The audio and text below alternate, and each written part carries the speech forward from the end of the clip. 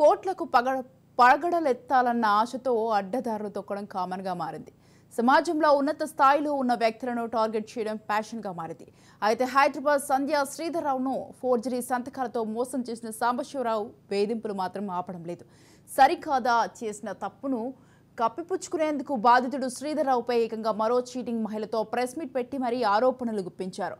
భూ లావాదేవీలతో మోసం చేసిన మాలా చౌదరి చేత తప్పుడు స్టేట్మెంట్తో చెప్పించి అడ్డంగా బుక్కయ్యారు. 2020లో సంధ్య అధినేత శ్రీధర్రావుకు భూస్థలాలు అమ్ముతామంటూ మోసం చేసి బెయిల్పై వచ్చిన మాలా చౌదరి ఇష్టం వచ్చినట్లు మాట్లాడారు. ఇంతకీ మాలా చౌదరి చేసిన మోసం ఏంటి? అక్రమంగా ఎన్ని కోట్లు కొట్టేశారో మా క్రైమ్ బ్యూరో ఇన్నారెడ్డిని అడిగి మరింత సమాచారం తెలుసుకుందాం.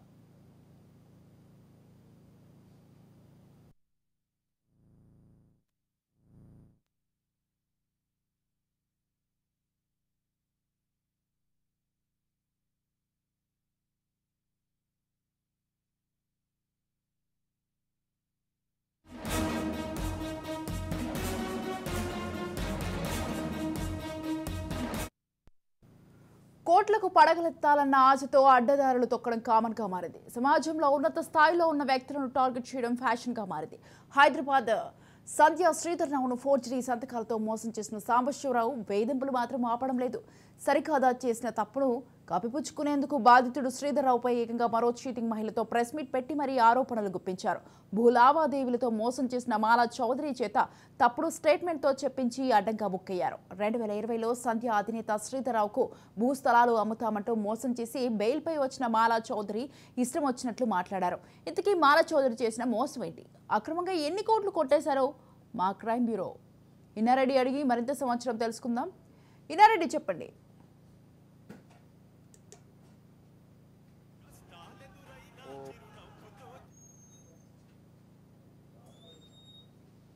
అక్కడ డెస్క్ మీద కూర్చోబెట్టడం జరిగింది.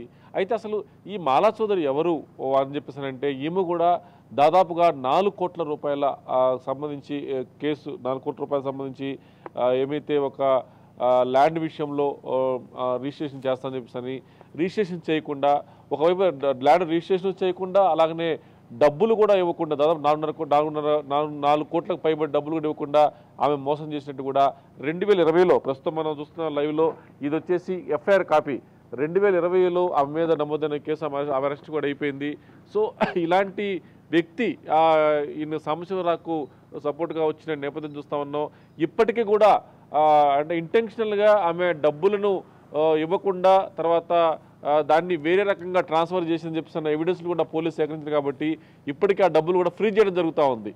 దీనికి సంబంధించి ఆమె చివరకు ఇక్కడ హైకోర్టులో బెయిల్ రాకపోతే సుప్రీంకోర్టు దాకా వెళ్ళి బెయిల్ తెచ్చుకున్న పరిస్థితి ఉంది. సో ఇలాంటి మాలా చౌదరి లాంటి వ్యక్తులను ఆయన సపోర్ట్గా పెట్టుకుని ఆయన ఈ రకమైన మైండ్ గేమ్ ఆడుతున్నట్టు కూడా మనకు చాలా స్పష్టంగా అర్థమవుతోంది. మరి అంటే ఈ రకంగా అంటే ఎవరినైనా సరే మోసం చేస్తూనే పబ్బం గడుపుకునే వ్యక్తులను చుట్టుపక్కల పెట్టుకొని నేను నీతిమంతుణ్ణి, నేను నా మీద ఎలాంటి కేసులు లేవని చెప్పేసి చెప్పుకునే పరిస్థితి అనేది ఇంకా చాలా దౌర్భాగ్యమైన పరిస్థితి మనం చూసాం. పెట్రోల్ బంకులో ఏం జరిగిందో చూసాం. దీంట్లో ఆయన ఫోర్జరీ చేశారని చెప్పేసి సగం ల్యాండ్ను ల్యాండ్ ఓనర్ శ్రీధర్రావుకు అప్పగించిన నేపథ్యాన్ని చూస్తూ ఉన్నాం. ఇదే కాకుండా దీంట్లో ఈయన మోసం చేశారని చెప్పిన నేపథ్యం కూడా మనకు ఐడెంటిఫై చేశారు. అలాగే పెట్రోల్ బంకుకి సంబంధించిన వ్యవహారంలో కూడా ఇంకా గతంలో ఇచ్చిన ఎన్ఓసీలనే దాన్ని కంటిన్యూస్గా ఆయన వాడుతున్న పరిస్థితి. మరి ఇప్పటికైనా సరే సైబరాబాద్ కమిషనర్ కావచ్చు, తర్వాత దీంట్లో ఫైర్ డిపార్ట్మెంట్ కావచ్చు, తర్వాత జిహెచ్ఎంసీ కావచ్చు, వీళ్ళు గతంలో ఇచ్చింది 1400 స్క్వేర్ ఫీట్కి సంబంధించిన వ్యవహారంలో ఇచ్చిన పర్మిషన్లు కాబట్టి మళ్ళీ రివైల్ చేయాలి. రివైల్ చేయకుండా వాళ్ళు ఇంకా దాన్ని ఎందుకు కంటిన్యూ చేస్తారంటే ఇది ఖచ్చితంగా దీంట్లో హెచ్పిసిఎల్లో కొంతమంది గతంలో ఆయనకి ఎవరైతే సపోర్ట్ చేశారు అడ్డంగా అంతకుముందు అధికారులు దీన్ని సపోర్ట్ చేస్తున్నారు. తర్వాత ఖచ్చితంగా అధికారులు ఎవరు కూడా గుర్తించి పనిచేస్తాం. సో దీంట్లో మనం గమనిస్తే మరి సాంబశివరావుకు సపోర్ట్ చేసిన ఈమె సంబంధించిన వ్యవహారంలో ఇంత పకడ్బందీగా ఒక వ్యక్తిని మోసం చేయటం, తర్వాత 4 కోట్ల గచ్చిపోలి మండలం, తర్వాత షేర్లింగంపల్లి ఫామ్ హౌస్కి సంబంధించిన వ్యవహారంలో కూడా ఈ రకమైన మోసం జరిగింది. తర్వాత కూతురు పేరు మీద డబ్బులు తీసుకుంది కాబట్టి ఆమెను కూడా కనిపించకుండా అబ్స్కాండ్ చేసిన ఘనత కూడా ఎముకుంది. సో మరి ఇలాంటి వ్యక్తులు డబ్బులు తీసుకున్న వ్యవహారం సంబంధించిన వ్యవహారం కూడా చాలా క్లియర్ కట్గా బాధితులు తన ఎవిడెన్స్ కూడా చూపించడం జరుగుతూ ఉంది. కోర్టు కూడా నమ్మింది, తర్వాత కేసు కూడా నమోదైంది.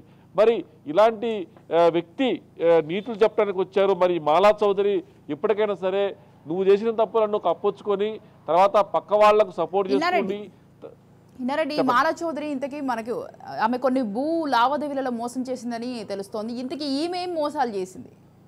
అయితే ఈ భూ లావాదేవీకి సంబంధించి అంటే ఒక ల్యాండ్ వ్యవహారంలో ఏమైతే ఉందో ఆ ల్యాండ్కు సంబంధించి డబ్బులు తీసుకొని అంటే ఆ సమయంలో రిజిస్ట్రేషన్ అవ్వడం లేదు. రిజిస్ట్రేషన్ అవ్వకపోవడంతో నాకు డబ్బులు కావాలి, నాకు చాలా ఎమర్జెన్సీ ఉందని చెప్పేసి అవసరమైన తర్వాత నేను రిజిస్ట్రేషన్ చేస్తానని చెప్పేసి నమ్మబలికి ఆమె డబ్బులు తీసుకుంది, దాదాపు 4 కోట్లకు పైబడి. కానీ తర్వాత రిజిస్ట్రేషన్ చేయమంటే అటుపక్క రిజిస్ట్రేషన్ చేయదు, తర్వాత ల్యాండ్ని అప్పగించదు, తర్వాత తీసుకున్న డబ్బులు తిరిగి ఇవ్వమంటే కూడా డబ్బులు తిరిగి ఇవ్వకుండా ఆ మోసానికి పాల్పడ్డ వ్యక్తి మాలా చౌదరి. మరి ఇలాంటి వ్యక్తి మరి ఆ డబ్బులు కూడా దీనికి సంబంధించి ఆమె మోసం చేసిందని పోలీసులు గ్రహించి ఆమె మీద కేసు నమోదు చేయడం జరిగింది.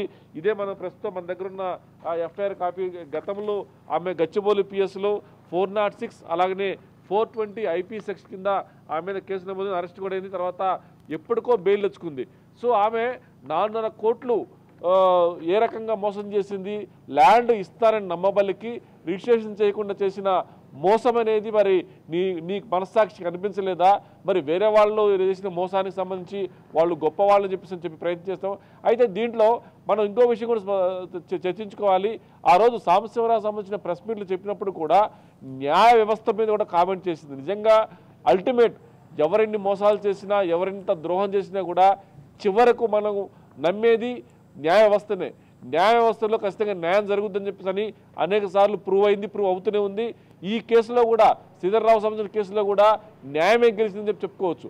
అలాంటి న్యాయ వ్యవస్థను కూడా ఆమె కించపరుస్తూ మాట్లాడిన నేపథ్యం చూస్తే మాత్రం నిజంగా చాలా చాలా దారుణమైన విషయం.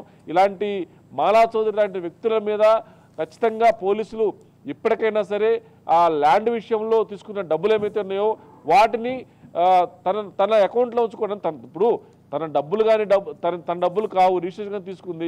అలాంటి డబ్బుల్ని వేరే దానికి షిఫ్ట్ చేయటము, వేరే రకంగా దాన్ని వాడుకునే ప్రయత్నం చేయటం లాంటివి చేసి మరి ఒక రకంగా నీ మీద కేసు బుక్ అయింది కాబట్టి 420 చీటింగ్ కేసు అనుకోవచ్చు. ఇది ఇంకా కోర్టు పరిధిలో ఉన్న అంశం కాబట్టి దీని మీద జరిగిన అన్యాయాన్ని మాత్రమే మేము ముందుస్తున్నాము. కానీ కోర్టు పరిధిలో ఉంది, ఖచ్చితంగా శిక్ష పడే అవకాశం ఉంది. ఇలాంటి వ్యక్తులు న్యాయ వ్యవస్థను కూడా దూషించే పరిస్థితుంది. న్యాయం జరగాలంటే ఖచ్చితంగా న్యాయస్థానాన్ని ఆశ్రయించాలి. ఎప్పటికైనా సరే న్యాయం జరుగుతుందని నమ్మకం ఉండాలి. మన సైడ్గా న్యాయం ఉంటే, మనమే మోసాలు చేస్తే మన సైడే తప్పు ఉంటే న్యాయ వ్యవస్థను కాక ఎవరు కించపరుస్తారు? ఎప్పటికైనా సరే మాలా చౌదరి గారు మీరు న్యాయ వ్యవస్థను కించపరచడం మార్చుకోవాలి. ఇంకా ఇన్ డీటెయిల్ డెప్త్గా మేము వెళ్ళొచ్చు, కాకపోతే అంటే కోర్టు పరిధిలో అంశాలు కాబట్టి ఇన్ డెప్త్గా వెళ్ళట్లేదు. మరి మాలా చౌదరి గారు మీరు చేసిన అన్యాయం మీకు గుర్తు రావట్లేదా? దాదాపుగా 4 కోట్లకు పైబడి చేసిన మోసం, ల్యాండ్ ఇస్తా అని చెప్పేసి నమ్మబలికి రిజిస్ట్రేషన్ చేయకుండా చేసిన దానికి మీరు ఎలాంటి సమాధానం చెప్తారు? ఆల్రెడీ ఇది ఎఫ్ఐఆర్ బుక్ కింద అరెస్ట్ అయ్యారు, తర్వాత ప్రస్తుతం బెయిల్ మీద ఉన్నారు. అయినప్పటికి కూడా ఇంకా డీటెయిల్స్లోకి మేము వెళ్ళొచ్చు, కాకపోతే ఇది కోర్టు పరిధిలో ఉన్న అంశం కాబట్టి మాలా చౌదరి గారు మీరు కోర్టు నమ్మరేమో, మీకు కోర్టు అంటే నమ్మకం లేదేమో, మా కోర్టు అంటే నమ్మకం ఉంది, కోర్టు అంటే గౌరవం ఉంది కాబట్టి ఇంతకు మించి ఎక్కువ దీని మీద ఇన్డెప్త్గా మేము అనాలిసిస్ చేయట్లేదు. ఖచ్చితంగా మీరు చేసిన అన్యాయానికి సంబంధించి నిజాలు బట్టబయలవుతాయి. ఆ రోజు శిక్ష పడ్డ రోజు న్యాయ వ్యవస్థ అంటే ఏంటి, న్యాయ వ్యవస్థలో మనకి ఎలాంటి న్యాయం జరుగుద్ది, తప్పు చేసిన ప్రతి వాడు కూడా శిక్షించబడాలన్న న్యాయ సూత్రం మీకు కూడా వర్తిస్తుందని కూడా గుర్తించాలి. ఇన్నారెడ్డి ఈమె అయితే ఢిల్లీలో ఉంటుంది. మాలా చౌదరి ఎవరైతే ఉన్నారో ఈమె అయితే ప్రస్తుతం అయితే ఢిల్లీలోనే ఉంటుంది. ఇంత హఠాత్తుగా ఈమె తీసుకురావడానికి కారణం ఏమై ఉంటుందంటారు? అంటే దీంట్లో ఏం లేదు. ఇప్పుడు ఒక వ్యక్తి సాంబశివరావు అనే వ్యక్తి నిజంగా నీతిపరుడు, నిజాయితీపరుడు అయితే అతని చుట్టూ నిజాయితీపరులే వస్తారు. తనకు సపోర్ట్గా నిజంగా అన్యాయం జరిగింది, నిజంగా సాంబశివరావు చాలా బాధపడిపోతున్నాడు, ఆయన చాలా నీతిమంతుడు, ఎలాంటి కేసులు లేవు, ఐఎమ్ పర్ఫెక్ట్ అని చాలా చెప్పుకున్న వ్యక్తికి అంటే మన పక్కనున్న స్నేహితులు బట్టి చెప్పొచ్చు మనమేంటో. జనరల్గా ఇది కామన్గా పెద్ద మనుషులు చెప్పే కామన్ సూత్రమే అది. మరి మాలా చౌదరి లాంటి వాళ్ళని పక్కన పెట్టుకొని ఆమె చేసిన అన్యాయాలు కూడా మనకు తెలుసు, ఎఫ్ఐఆర్ సంగతి మనకు తెలుసు. సో మళ్ళీ చెప్తున్నా, దీంట్లో డెప్త్గా ఎందుకు వెళ్ళట్లేదంటే కోర్టు పరిధిలో అంశం కాబట్టి మరి ఇలాంటి వాళ్ళని తీసుకొచ్చి చుట్టుపక్కల పెట్టుకొని నేను నీతిమంతుడిని, నేను అవినీతికి పాల్పడను అని చెప్పేసి చెప్పుకునే సాంబశివరావు గారు మరి మీరు చేసిన ఈ పెట్రోల్ బంక్ వ్యవహారంలో మరి న్యాయం జరిగింది, అసలు నాకు ఫోర్జరీ డాక్యుమెంట్ జరగలేదని చెప్పేసి అన్నారు. మరి హెచ్పిసిలే డైరెక్ట్గా దాన్ని ల్యాండ్ అప్పగించింది శ్రీధర్రావు గారికి. సో మరి దాన్ని మీరు ఏ రకంగా తీసుకుంటారు? అంటే ఇప్పటికీ కూడా మేము తప్పు చేయలేదని నమ్ముతున్నారా? మరి మీకు ఇక్కడ కూడా ఒక విషయం స్పష్టంగా చెప్పదలుచుకున్నాం సాంబశివరావు గారికి, ఒకే విషయం చెప్పదలుచుకున్నాం. మరి గతంలో ఇచ్చిన ఎన్ఓసీలు, మళ్ళీ చెప్తున్నా, గతంలో ఇచ్చిన ఎన్ఓసీలు, సైబరాబాద్ కమిషన్కి ఇచ్చిన ఎన్ఓసీ కావచ్చు, జిహెచ్ఎంసీకి ఇచ్చిన ఎన్ఓసీలు కావచ్చు, ఫైర్ డిపార్ట్మెంట్కి ఇచ్చిన ఎన్ఓసీలు కావచ్చు, ఇవి రివీల్ అయిన తర్వాత పెట్రోల్ బంక్ ఓపెన్ చేయించాలి.